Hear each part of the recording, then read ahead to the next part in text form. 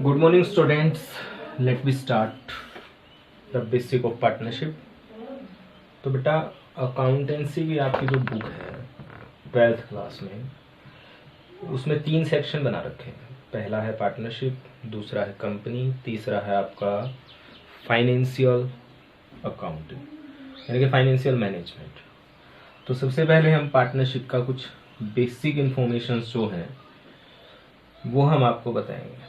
पहली बात तो अगर हमें पार्टनरशिप करनी है तो पार्टनरशिप जो अपनी है बेटा वो रन किससे करती है? Partnership act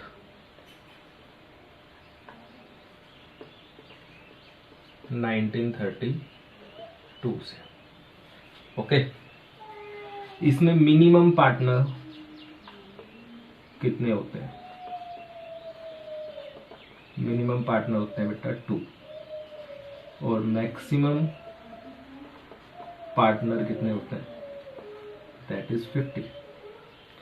minimum partner 2 and maximum partner 50।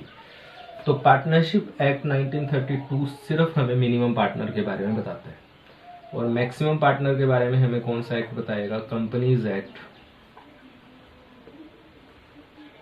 2013। Okay, ठीक है। पार्टनरशिप चलती किससे है? Run by agreement.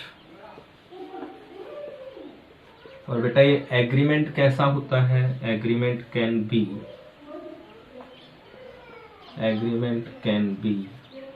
Written and oral. Written and oral, ठीक है। अब हमारे दिमाग में एक छोटा सा डाउट है कि that what is the agreement. Agreement क्या होता है? तो मैं आपको बता देता हूँ बेटा कि एग्रीमेंट होता क्या है।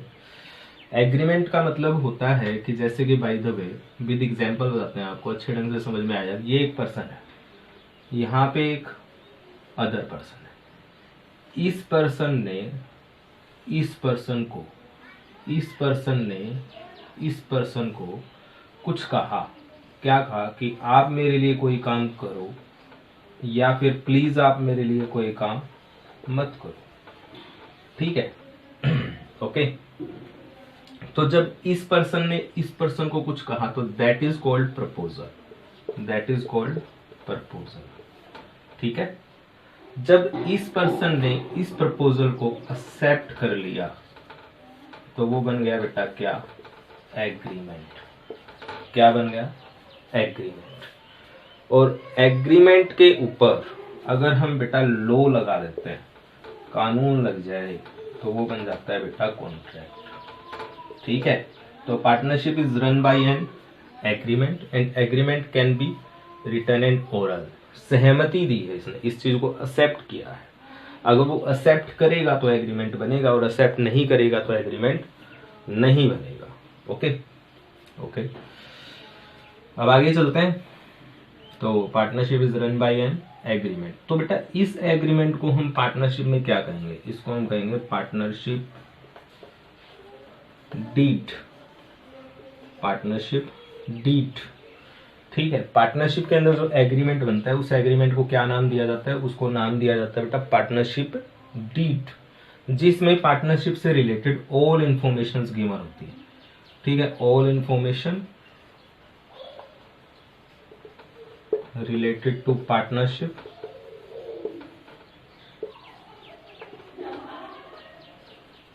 is given in this document. Okay, जैसे कि कौन कौन से पार्टनर होंगे, उनका बिजनेस क्या है, किसने कितनी कैपिटल लगाई है, प्रॉफिट किस रेशो में बटेगा, इंटरेस्ट ऑन ड्रॉइंग कितना देंगे, इंटरेस्ट ऑन कैपिटल कितना देंगे, गुडविल कैसे डिवाइड करेंगे, कल को आपसी झगड़ा हो जाए तो कैसे निपटाएंगे। ये सारी इंफॉर्मेशन जिस एग्रीमेंट में दी हुई होती है that is related to partnership, that is called partnership deed.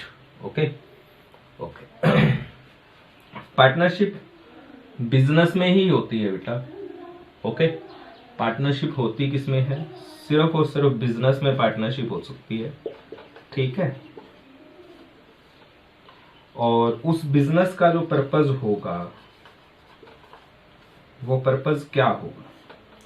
अभी तक हमने जो +1 में सीखा था वो क्या सीखा था कि हमें प्रॉफिट को अर्न करना है, क्योंकि +1 में जो हमारी अकाउंट थी दैट इज ओनली इंडिविजुअल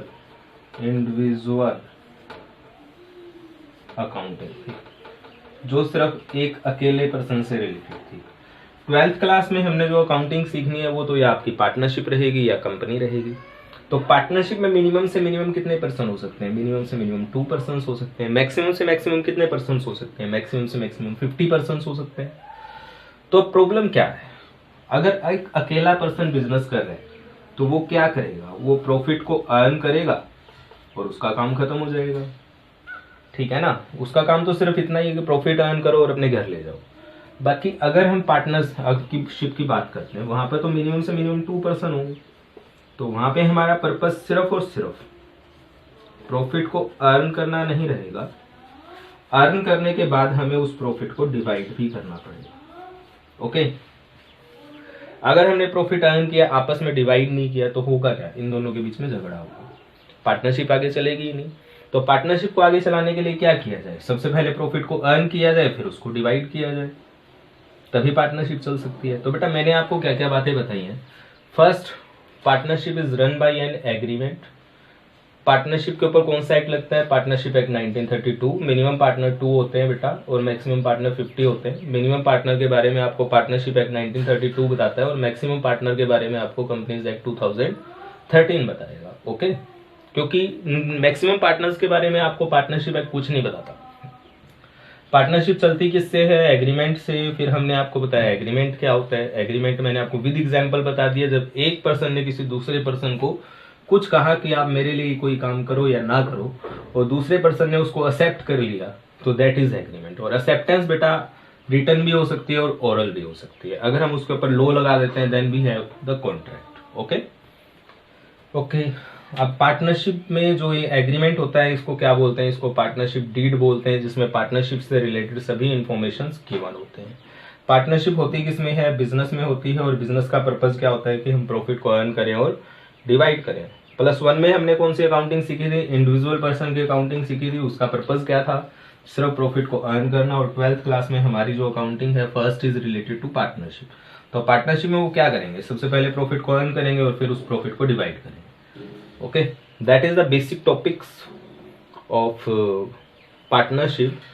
और इनमें से बेटा ऑप्शनल क्वेश्चन जो आपके मल्टीपल चॉइस क्वेश्चन होते हैं 1 मार्क्स का, ऑलमोस्ट 1 क्वेश्चन तो आपके पास आ ही जाता है। आफ्टर दैट अब हम स्टडी करेंगे in next video that how we can divide our profit. Okay, in which account we divide our profit. Okay बेटा, in this video we learn about some basics of partnerships. Okay, thank you.